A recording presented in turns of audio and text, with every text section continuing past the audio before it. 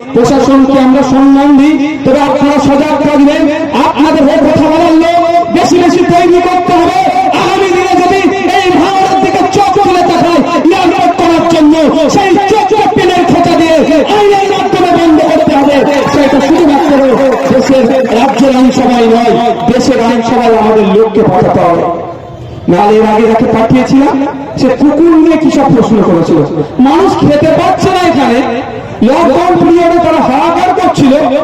কৃষকরা তার মাসিক গড়াই মাত্র 7,000-এর নিচে ইনকাম করছে, তা নিয়ে কোনো কোশ্চেন নাই। কৃষকদের বিরুদ্ধে যখন বিল পাস হলো পার্লামেন্টে, মাননীয় মিমি চক্রবর্তী মহাশয়ের কাজ ছিল এই ভাঙড়ের কৃষকদের স্বার্থে, যাদবপুরের কৃষকদের স্বার্থে একা হলেও নওশাদ সিদ্দিকীর মতো পার্লামেন্টে দাঁড়িয়ে কৃষি বিলের বিরোধিতা করা।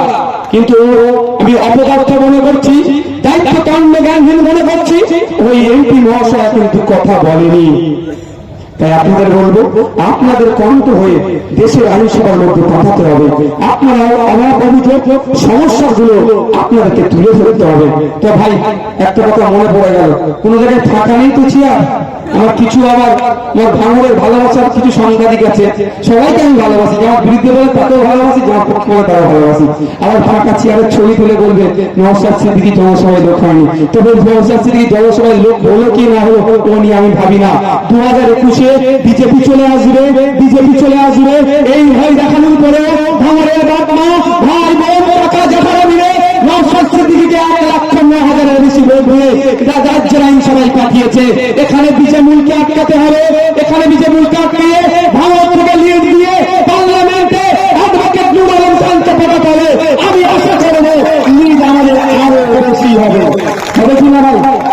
এটা পঞ্চায়েত ভোট বলতো রাজ্যের পুলিশকে দিয়ে তিনি লীলা খেলা খেলবে, অনেক খেলেছে। তবে একটা কথা বলে যায় শওকত মোল্লা সাহেবকে এখান থেকে, মামলা কিন্তু নওশাদ সিদ্দিকীর করা আছে।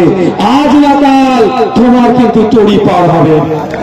ছাড়ার জায়গা নয়, ছাড়ার জায়গা নয়। আমার 3টে ভাইকে শহীদ করেছে, একাধিক ভাইকে গুলি করেছে, পা কেটে গিয়েছে, আমাদের মহিলা সদস্যকে হ্যারাসমেন্ট করেছে। সে আরো কথা হবে না।